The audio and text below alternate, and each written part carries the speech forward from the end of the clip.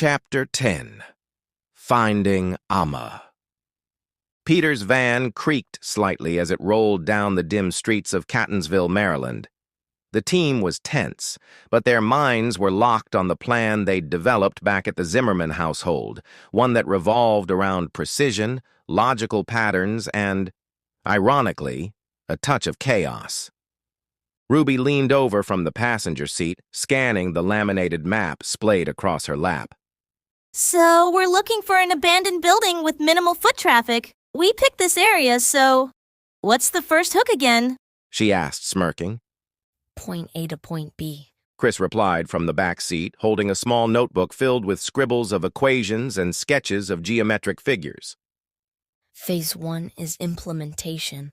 We use the Cartesian grid and map out all the possible choke points in the search radius. Uncle Peter has the landmarks locked in. From the driver's seat, Peter stroked his hair and nodded. Already worked out. There's a 3-mile area that matches the criteria. I plotted it by reference points, storefronts, streetlights, and the decay rate of maintained buildings versus abandoned ones. Candy raised an eyebrow. You make that sound like common sense, but I'm only following half of what you've said. The devil's in the math. Chris muttered, flipping to another page. We're following rhythm and patterns per the Hermetic principle. Life, hell, even decay follows a rhythm. We've got proximity, economic trends, and societal neglect all add up mathematically. Linda looked intrigued but concerned in the far left seat of the van. So, you guys basically crunch numbers to make a map of likely hiding spots? Pretty much. Peter confirmed. And we're driving around looking like Scooby-Doo gang rejects. Ruby snorted. Perfect plan! Peter parked the van at the curb near a rundown industrial area. A crumbling sign labeled Catonsville Ironworks stood rusted and cracked on the outskirts. He turned to the group, his expression serious. This building fits all the calculated points we discussed, Peter said. If Major Enki is anywhere remote but central enough to monitor movement, she'll be here. But we might also have trackers. Chris muttered, glancing at their phones.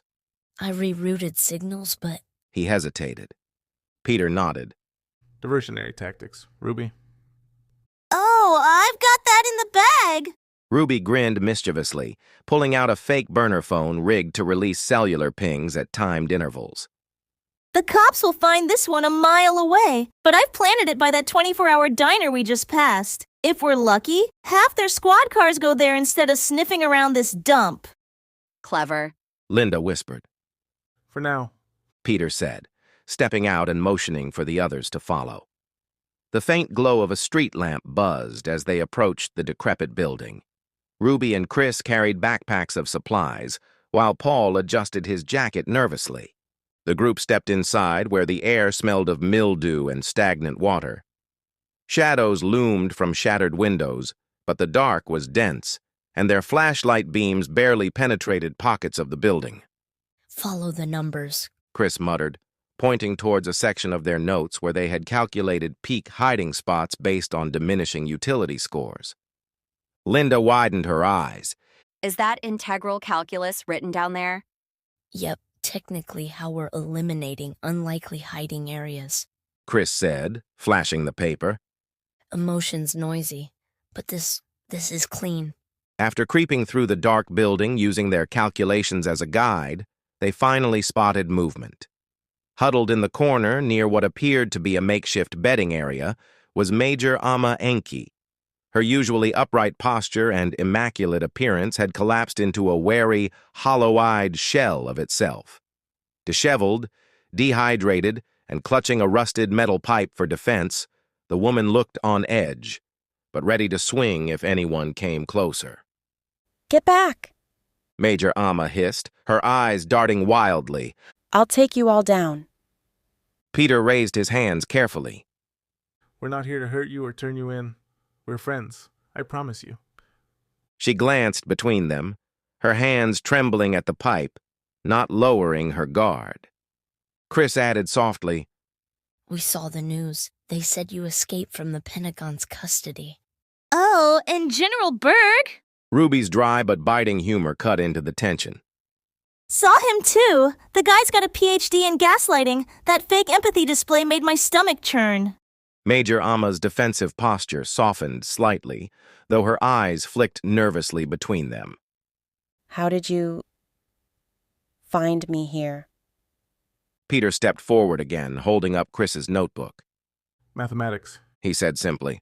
Living mathematics, actually. We mapped rhythms, decay cycles, and built grids to locate you. With precision. Major Amma blinked. What? That's insane.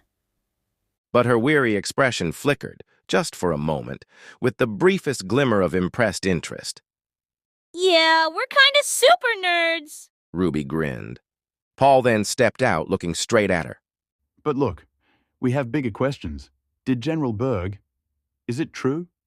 Is the Pentagon compromised at the highest level? Major Amma closed her eyes for a moment, her exhaustion almost palpable. There's no doubt about it. Berg's the culprit. That slimeball's been siphoning Pentagon funds. At least 1.3 trillion, laundering it through old world order shell companies. Ruby gasped. I knew it! The others nodded grimly, confirming their own suspicions. Paul muttered something under his breath with a shake of his head. What's worse, Major Amma began. he offered me and my superior $150 million each, promotions to generals and membership in the old world order in 12 months. Her voice cracked slightly at the weight of it all. Linda exhaled sharply. That's tempting. Any normal person would have jumped at that. But I am not a normal person. Major Amma replied, steely resolve returning to her voice. I swore an oath to serve my country, not sell it. Peter looked at her with newfound respect. You've got integrity, Major. But right now, we need to do two things. Get you off the streets, then figure out how to rescue Zeke Haywood. You know Zeke? Major Amma asked, her suspicion flickering again. Not personally, Chris replied. but we know that he is also involved. We're working on a plan for him. But first, we have to keep you out of the military's crosshairs. Peter quickly motioned. And speaking of crosshairs, His words were cut short by the sound of breaking glass. The group turned sharply as several figures clad in police uniforms and others in military fatigues stormed through the broken windows and doors. Flashlights and rifles filled the room in an instant. Drop your weapons. One officer yelled. Peter, thinking quickly, whispered, ontological logic. Escaping here is all about rhythm. Chris, find the weak points. They haven't fanned out evenly yet. Chris scanned the formation while Ruby muttered, Uncle P, we need an actual plan. Cartesian grid. Peter said, ignoring Ruby's taunting. They're blocking the main exits, but left the southern side weak. The Hermetic principle of rhythm. This is a cycle, predictable movement. We'll exploit that weak point. Major Amma and Paul exchanged glances, bracing themselves as Peter whispered, Ready for a fight if it comes to that? Always. Major Amma murmured. You bet. Paul added. Gripping a pistol, Peter tossed him from his pack. Shots rang out as the tension broke. Major Amma squeezed off 2 rapid-fire shots, taking down a soldier and an officer with precise aim. Peter struck a police officer in the chest, sending him down permanently. Paul's hands trembled slightly, but he managed to wound another officer just below the knee, incapacitating him. Ruby grabbed Chris by the arm as they moved toward their escape route.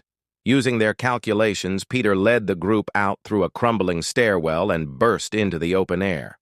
The van roared to life as they piled in, engines screaming as Peter hit the accelerator and tore off into the night, leaving the chaos behind them. In the aftershock within the van, Major Amma finally relaxed slightly. You don't know what you've stepped into. She murmured, shaking her head. Oh, we've got some idea. Peter replied grimly. But first things first. We need a plan to get Haywood. And we'll do it the same way we found you. Mathematics? Amma asked, disbelieving but faintly amused. Peter grinned. You'd be surprised what numbers can do. The van roared on into the night, their next steps unspoken but clear in everyone's minds.